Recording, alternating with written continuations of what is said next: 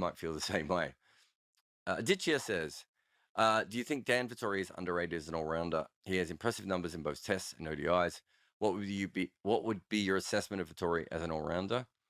Yeah, I think you have to remember with him that it was very late blooming.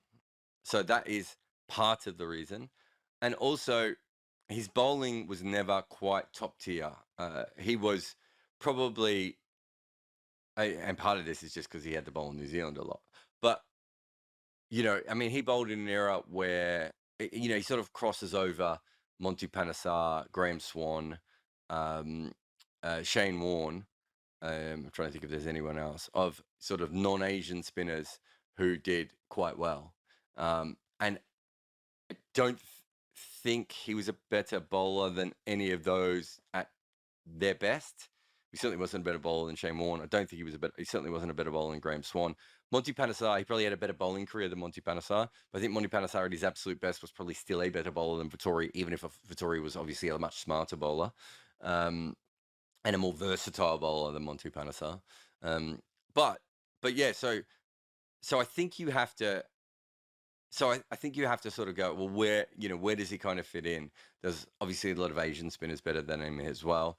His batting's more interesting because, I've said this a lot. He worked out how not to get out. I wouldn't say he ever became a frontline batter, but he did, with Chris Cairns, and, various sort of wicket keepers like McCullum and probably even Perore before that.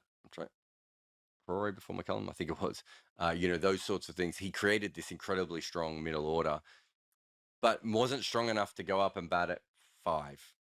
And to be able to do that, I'm not even sure he has a great record at 6. I'd have to have a look at that again. I can't remember, but so what you have is someone who is a very, very handy, clever bowler, maybe more on the Nathan Lyon level than on than on some of the other levels as far as talent and skill and impact on a game. And then you have a batter who's really, really handy, but obviously then very limited. He wasn't going out and smashing hundreds, although he did smash a couple, but he didn't make a lot of hundreds. He didn't build a lot of big scores, and he did do it from, the middle order in a limited way. It makes him really tricky. You've also got to throw in the fact that at one stage he was captain, coach, and head selector all at the same time. Maybe the last time a major team will ever allow anyone to do that, although maybe Misbah might have almost done that as well, which I find really, really interesting. So, look, I think he's a fantastic cricketer. And I think what he did for New Zealand was allow them to go into every game with a spinner and then allow them to strengthen their batting, in either direction. Kind of, whether they could bat him at 6 and have extra bowlers, or they could bat him at 8 and have an incredibly long batting lineup. He was really, really good. As far as where he goes down in the great all-rounders, I think the number of runs and the number of wickets certainly, and the longevity of his career certainly suggest that he has a long time. I just don't think that he ever had huge impacts with bat or ball in the way that some of the other players perhaps, in fact, many of the great all-rounders did. In some ways, he was obviously a better than handy bowler and a better than handy middle order player, but he wasn't a level in either of those things. So I think he definitely deserves to be on any list of great all-rounders.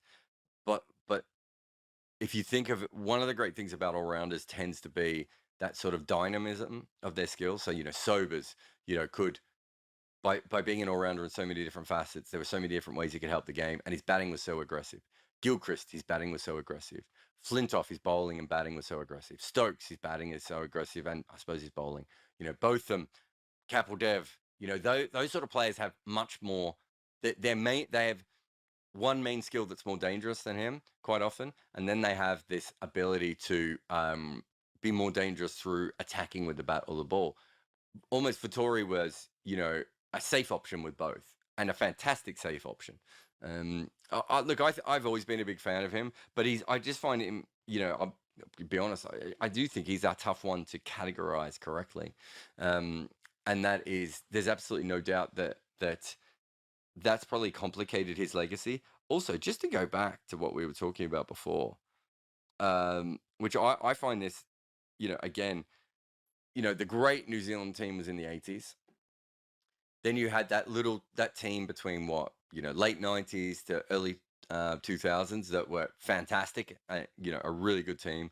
And then of course, you've had the team sort of from McCullum through to now. It's now starting to drop off. Vettori wasn't really a major player in any of the two major eras, and was sort of a developing player, although a very good one early on in his career in that first era. Again, he kind of just slipped in the wrong time. I think he's clearly one of New Zealand's greatest players. I think he's got the second most wickets for New Zealand, so that alone is incredible. And then he probably has what, 20th most runs or 15th most. I'd have to look that up, but my guess is he'd be really high on both. And I think he deserves a lot of respect for that alone. And also, a bit like Tim Southee, the ability to come in very young when he wasn't probably ready, to continually develop his game, stay relevant, and then with him even more so than Southee, to make the absolute most out of everything that he had. He was always one of my favorite cricketers, and he certainly deserves a lot of respect. But I think he'll probably slip through the cracks a little bit, which is probably one of your point in that question.